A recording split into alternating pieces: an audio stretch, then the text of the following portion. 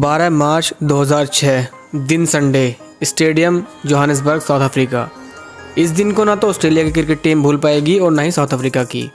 इस दिन ऑस्ट्रेलिया ने वनडे क्रिकेट का सबसे बड़ा स्कोर बनाया, पर सिर्फ 3.5 घंटे के बाद अफ्रीका की टीम ने इस स्कोर को भी धूल में मिला दिया और ऑस्ट्रेलिया के 434 रनों को चेज कर लिया। याद रखिए, ये वो दौर था जब रिकी पोंटिंग की कप्तानी में ऑस्ट्रेलिया की टीम किसी भी टीम को उनके ही घर में जाकर हराती थी और खुद कप्तान रिकी पोंटिंग की बैटिंग का भी वो गोल्डन पीरियड स्टार्ट हो चुका था। आइए बात करते हैं मैच स्टोरी की। 5 वनडे मैचों की सीरीज़ का वो आखिरी मैच था और दोनों टीम 2-2 की जीत के साथ बराबरी पर थीं। तो ये 5वां मैच फाइनल था। ऑस्ट्रेलिया ने टॉस जीतकर पहले बैटिंग ली और पहले विकेट के लिए साइमन कैटिच और विकेट कीपर एडम गिलक्रिस्ट के बीच 15 ओवर में लगभग 97 रन बने। इस बैटिंग पिच पर दोनों बल्लेबाज 300 रन की बुनियाद रख चुके थे और बाउंड्री छोटी थी तो स्कोर 325 से 350 भी हो सकता था। अगले नंबर पर बैटिंग करने आए खुद कप्तान रिकी पोंटिंग। कप्तान रिकी पोंटिंग बहुत ही आक्रामक बल्लेबाजी के मोड से ही आए थे और आते ही उन्होंने चौके छक्के की बारिश शुरू कर दी। दूसरे विकेट के लिए भी अच्छी पार्टनरशिप हुई और 119 रन की पार्टनरशिप के बाद साइमन कैटिच 79 रन पर आउट हो गए और टीम का स्कोर था 216 रन। पर खास बात यह थी कि अभी भी लगभग 20 ओवर का खेल बचा हुआ था और पोंटिंग अपनी 50 पूरी कर चुके थे और आने वाले बल्लेबाज थे Michael Hussey, Michael Clarke, Andrew Symonds और डेमिन मार्टिन, यानी काफ़ी बैटिंग लाइनअप तैयार थी। अगले बल्लेबाज माइकल हसी पिच पर आए और कप्तान पोंटिंग और हसी के बीच बाकी के बचे हुए 20 ओवर की रणनीति तैयार हुई। एक छोर पर कप्तान रिकी पोंटिंग थे तो दूसरे छोर पर मिस्टर क्रिकेट माइकल हसी और ऊपर से छोटी बाउंड्री। जी हाँ, बिल्कुल वही हुआ जो आप लोग समझ रहे हैं। पर उस टाइम पर अफ्रीकी गेंदबाजों को कुछ समझ नहीं आया। हसी और पोंटिंग ने लगभग 16 ओवर में 158 रन जोड़े, जिसमें 51 गेंदों पर 81 रन हसी ने बनाए।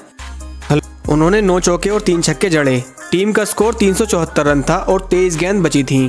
कप्तान रिकी पोंटिंग अभी पिच पर थे और अपना शतक पूरा कर चुके थे।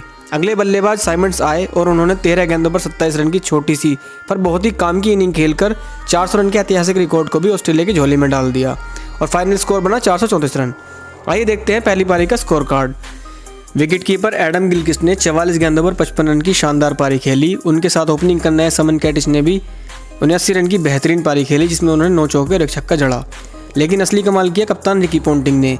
उन्होंने 105 गेंदों पर 164 रन का विशाल स्कोर बनाया, जिसमें उन्होंने 13 चौके और 9 आसमानी छक्के लगाए। मिस्टर क्रिकेट माइकल हसी ने भी उनका बखूबी साथ दिया और सिर्फ 51 बॉलों पर 81 रन बनाए, जिसमें 9 चौके और 3 छक्के शामिल थे।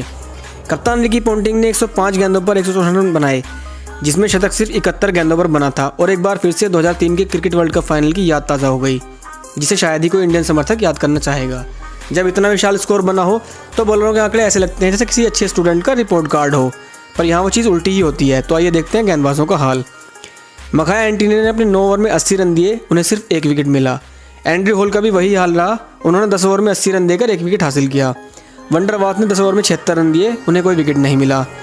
रोजर टेलेमोकस ने 10 ओवर में 1 ओवर मैडल फेंका, लेकिन फिर भी 87 रन लुटा डाले, उन्हें 2 विकेट मिले। कप्तान ग्रीम स्मिथ ने भी बॉलिंग में हाथ आजमाए और 4 ओवर में 29 रन दिए। गेंदबाजी की ऐसी दुर्दशा हुई कि टीम के सबसे अनुभवी खिलाड़ी जैक कैलिस ने सिर्फ 6 ओवर में 70 रन लुटा डाले और अगर वो अपने कोटे के पूरे ओवर करते तो शायद 100 रन भी दे देते। आइए अब बात करते हैं दूसरी इनिंग की।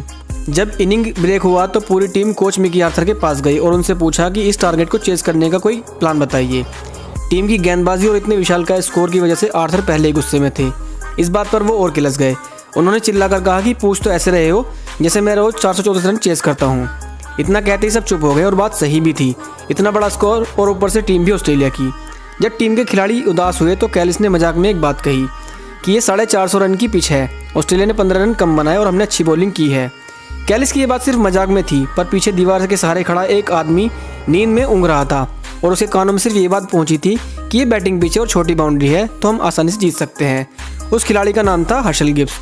गिब्स की उस सोने वाली कहानी पर हम बाद में आते हैं, पहले दूसरी इनिंग की तरफ चलते हैं। कप्तान ग्रीम स्मिथ ने पैड बांधे और बोयटा डिपनर के साथ ओपनिंग करने उतरे। दूसरे ही ओवर की तीसरी गेंद पर डिपनर को नेथन ब्लेकर ने बोल्ड कर दिया और अफ्रीकी टीम एकदम घुटनों पर आ गई, क्योंकि ओपनरों का इस मैच में बड़ा स्कोर करना बहुत ज़रूरी था। अगला आने वाला बल्लेबाज था हर्शल गिब्स।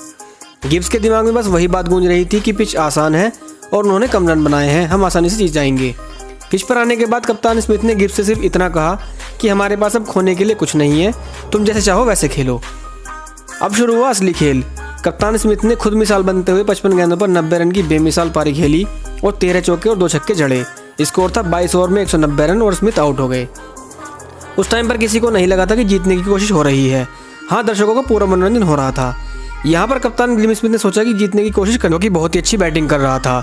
दूसरे छोर पर विकेट गिरते रहे पर गिब्स का कहर ऑस्ट्रेलियाई गेंदबाजों पर बरसता रहा।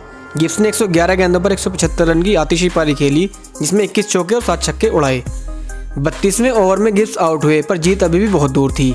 अभी भी 109 गेंद पर 136 रन चाहिए थे, पर वो कहावत है ना कि खरबूजे को देखकर खरबूजा रंग बदलता है, हुआ भी बिल्कुल वैसा ही। कैलिस और डिविलियर्स तो कुछ खास नहीं कर पाए, पर वंडरवॉर्थ ने 18 गेंद पर 1 चौका और 3 छक्के जड़ते हुए 35 रन बनाए और मार्क बाउचर के साथ जीत के करीब आ गए। विकेटकीपर मार्क बाउचर ने बहुत ही समझदारी से बल्लेबाजी की और मैच आखिरी ओवर तक आ गया। 50वें ओवर की दूसरी गेंद पर एंड्रयू हॉल ने ब्रैडली को चौका जड़ा और अब 4 गेंद पर सिर्फ 2 रन की जरूरत थी, पर अगली गेंद पर एंड्रयू हॉल माइकल क्लार्क को कैच थमा बैठे। आखिरी बल्लेबाज मखाया एंटनी बल्लेबाजी करने आए। एंटनी गेंदबाज तो बहुत अच्छे थे, पर उनसे बल्लेबाजी की उम्मीद करना और वो भी ब्रैडली की गेंदबाजी पर, ये तो बहुत ही मुश्किल काम था।